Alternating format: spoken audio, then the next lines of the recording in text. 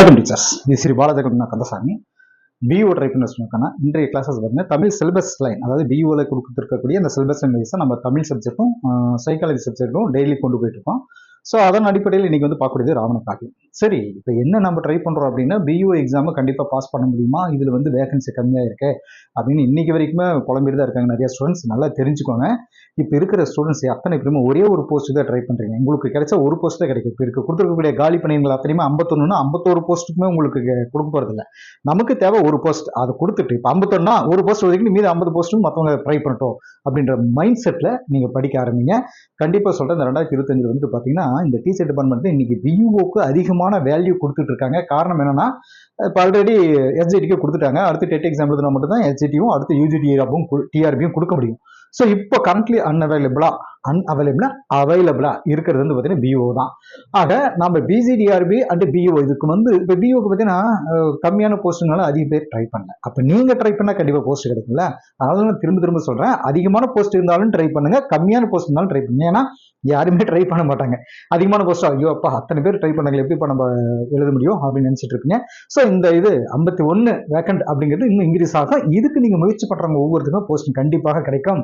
சரி, PO syllabus லைன்ல நம்ம இன்னைக்கு பார்க்கக்கூடியது வந்து ராவண காவியம். இதில் பார்த்தீங்க அப்படின்னா முழுக்க இந்த ஒரு 10 பாடல்கள் இருக்கு. அந்த வரிசை, அதாவது திணைகள் 5 திணைகள் இருக்கு பார்த்தீங்களா, குறிஞ்சி முல்லை மருதம் நெய்தல் பாலை, அந்த ஒவ்வொரு திணைக்கும் 2 பாடல்கள்னு சொல்லிட்டு இதுல வரிசை கொடுத்துருக்காங்க.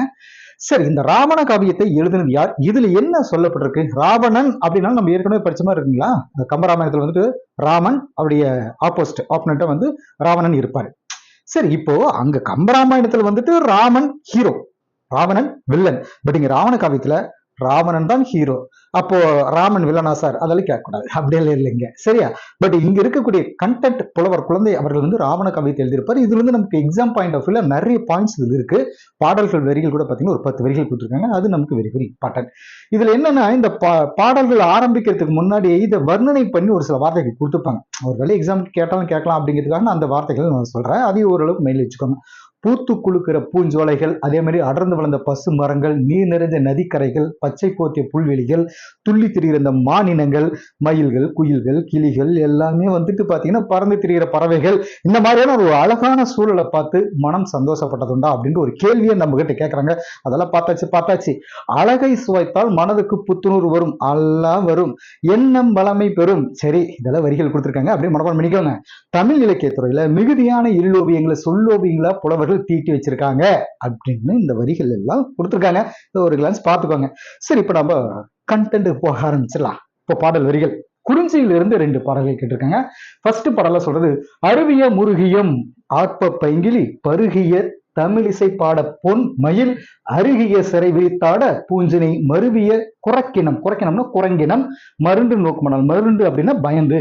இங்க 2-3 இலக்கண குறிப்புகளை நம்ம எடுத்துக்கலாம். பாத்தீங்க அப்படின்னா ஃபர்ஸ்ட் இந்த அரு மறு, இது பாத்தீங்கன்னா எதுகை, 2ஆம் எழுத்து ஒன்றி வர அமைவது எதுகை.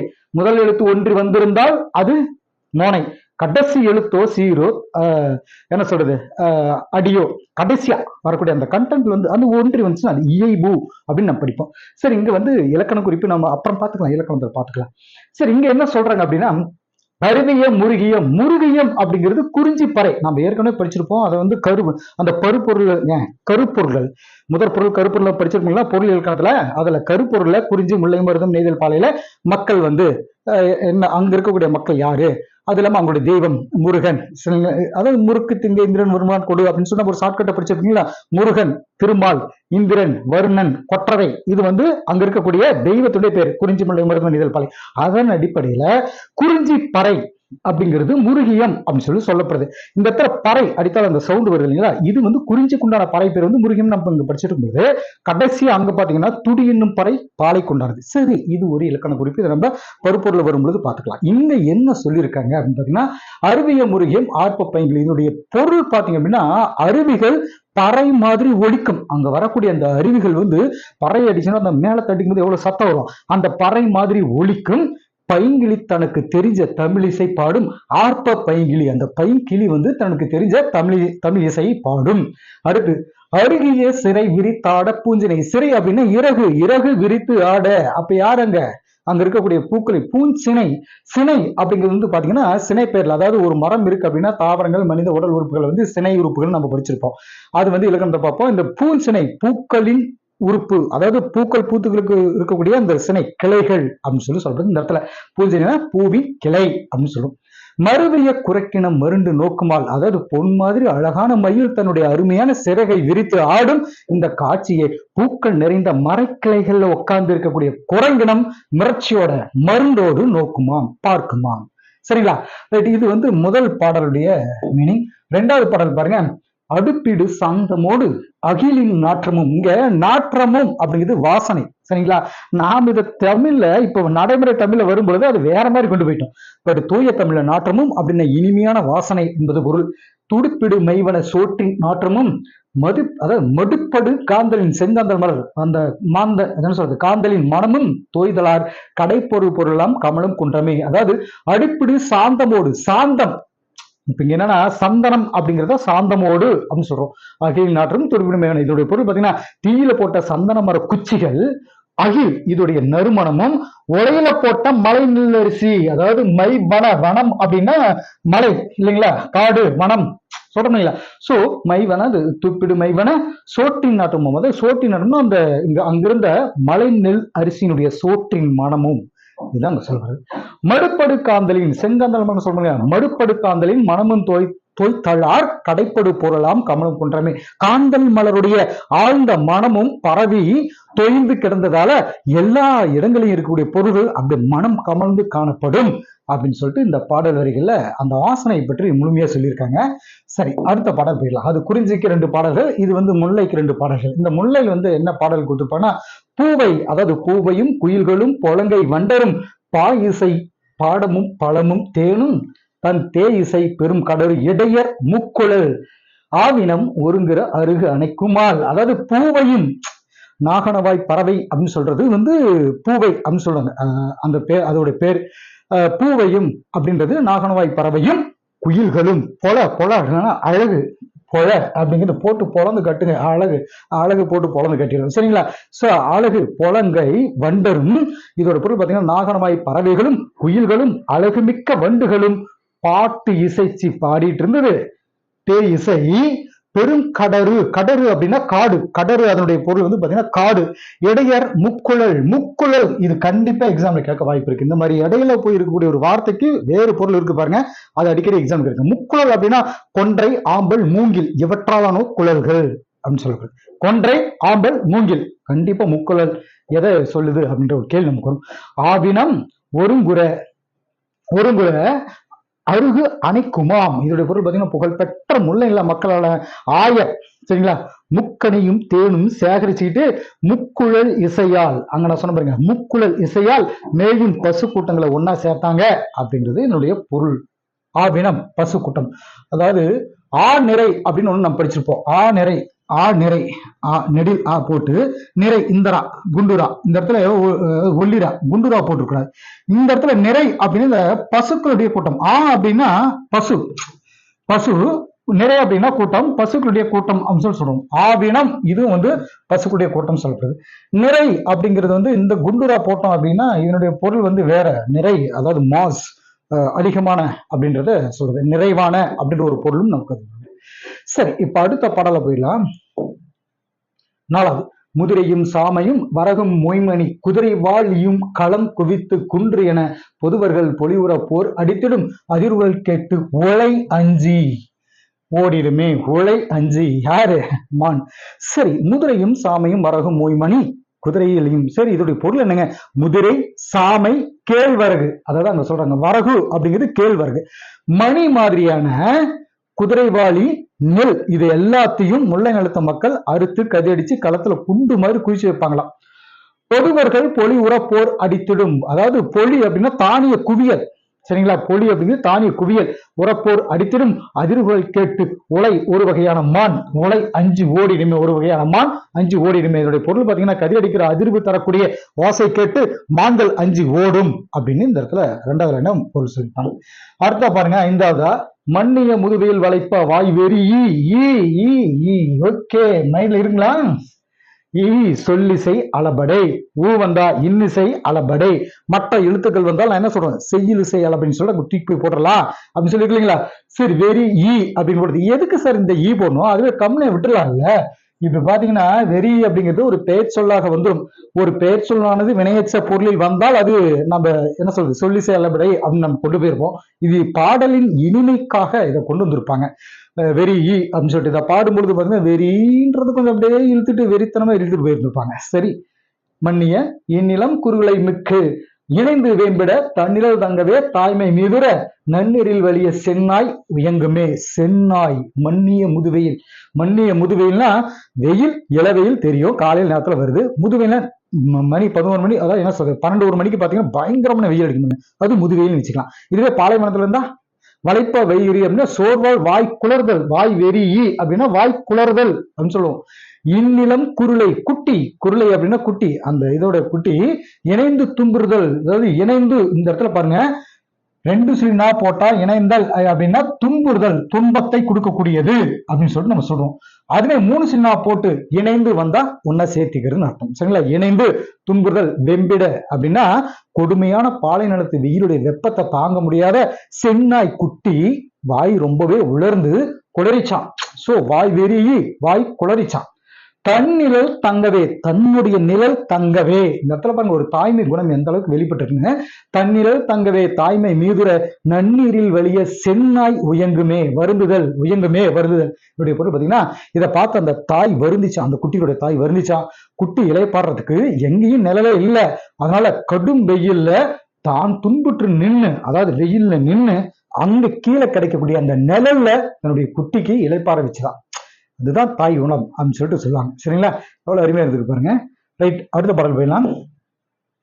6வது, கடிக்கமல் மராமலர் கண்ணி அம்சிறார் படிக்கிற எருது கோடு. பாருங்க, படிக்கிற எருது கோடு அன்ன பாலைக்காய் வெடிக்க விட்டு ஆடிட விரும்பி கோலினால் அடிக்கும் ஓசையின் பருந்து அஞ்சி ஓடுமே. பருந்து அஞ்சி ஓடுமே. சரி, இங்க என்ன சொல்லப்பட்டிருக்கு அப்படின்னா, அதாவது கடிக்கமல் மராமலர் கண்ணி அம்சிறார் படிக்கிற எருது கோடு அன்ன பாலைக்காய், அதாவது வெடிக்க விட்டு ஆடிட விரும்பிய கோலினால் அடிக்கும் ஓசையின் பருந்து அஞ்சு ஓடுமே. இதனுடைய பொருள் சின்ன சின்ன பசங்க இருக்காங்க, சிறுவர்கள் பாத்தீங்கன்னா நல்ல மனம் வீசக்கூடிய மராமலர்களை மாலையா போட்டுக்கிட்டு, மராமலர் கடிக்கமல் அந்த இடத்துல பாத்தீங்கன்னா வாசனை வரக்கூடிய மராமலர்களை மாலையா போட்டுட்டு இருந்தாங்க. எருதோட கொம்புகள் மாதிரி இருந்த படிக்கிற எருத்து கோடு, கொம்பு, கோடு அப்படின்னா கொம்பு அப்படின்றது பொருள், கோடு தந்தம் அப்படின்னு நம்ம படிச்சுப்போம். கொம்பு தந்தம் எல்லாம் ஒரே மீனிங்ல வரும். எருதோட கொம்புகள் மாதிரி இருந்த பாலைக்காய் அங்க கூட்டிருப்பாங்க, பாலைக்காய நிலத்தில் விழுந்து வெடிக்கிற மாதிரி அவங்க கோலால அடிச்சு விளையாடினாங்க. அந்த ஓசை கேட்ட பருந்துகள் பயத்தோட பறந்து அஞ்சி ஓடுமே அப்படின்னு சொல்லிட்டு இந்த பாடல்களை கொடுத்துருக்காங்க. அடுத்து பாருங்க, கல்லிடை பிறந்த ஆறும் கரைபொரு குலனும் தோயும் முல்லை புறவில் தோன்று. இதுல என்ன வரிசை ஒவ்வொன்று போயிடலாம். கல் அப்படின்னா மலை, மலைகளுக்கு இடைப்பட்ட ஒரு பகுதி அப்படின்னு சொல்றோம் இல்லைங்களா. சோ கல் இடை பிறந்த ஆறும், அதாவது மலைகளுக்கு இடையில் பிறந்த ஆறும் கரைபொரு குலனும் தோயும் முல்லை புறவில் தோன்று முருகு. அதாவது முருகு அப்படின்னா தேன் மனம் அழகு, இதுக்கெல்லாம் மீனிங் இருக்கு. முருகு அப்படிங்கிறதுக்கு தேன் மனம் அழகு அப்படின்ற பொருள் உண்டு. முருகுக்கான் யாரு பாயும். இதோட பொருள் பாத்தீங்கன்னா மலைகள் இடையில உருவாகக்கூடிய அந்த ஆறு கரையை மோதி ததும்புகிற குளத்து நீரும் முல்லை நிலத்துடைய அழகான காட்டாரும், அதாவது மருத நிலத்துல பாத்தீங்கன்னா பாஞ்சு ஓடிட்டு இருக்கோம் அப்படின்னு சொல்லிட்டு சொல்லுவாங்க. நெல்லினை கரும்பு காக்கும், நெல் பயிரை கரும்பு காக்கும், நீரினை கால்வாய் தேக்கும், மல்லல் செருவில் காஞ்சி வஞ்சியும் மருதும் பூக்குமே. வஞ்சியும் மருதும் பூக்குமே. இதனுடைய பொருள் பாத்தீங்கன்னா அங்க நெற்பயிரை காக்கக்கூடிய வகையில கரும்பு வளர்ந்து நிற்கும். பெருகி வரக்கூடிய நீரினை கால்வாய் தேக்கும், அதாவது கால்வாய் பாத்தீங்கன்னா வயல்ல தேக்கி வளத்தை பெருக்கும். இந்த மாதிரியான வளம் நிறைஞ்ச மருது நிலத்து வயல்ல காஞ்சி வஞ்சி மலர்கள், வஞ்சியும் காஞ்சியும் சொல்றீங்களா, காஞ்சி வஞ்சியும் மருத பூக்கும். என்ன சொல்றது, வஞ்சி காஞ்சி மலர்கள் பூத்து நிற்கும் அப்படின்னு சொல்லிட்டு சொல்லப்படுது. அடுத்த பாடல் பாருங்க, இன்னும் ரெண்டு பாடல்கள் தான் இருக்கு. இப்ப 8, 9, 10 மட்டும் தான்.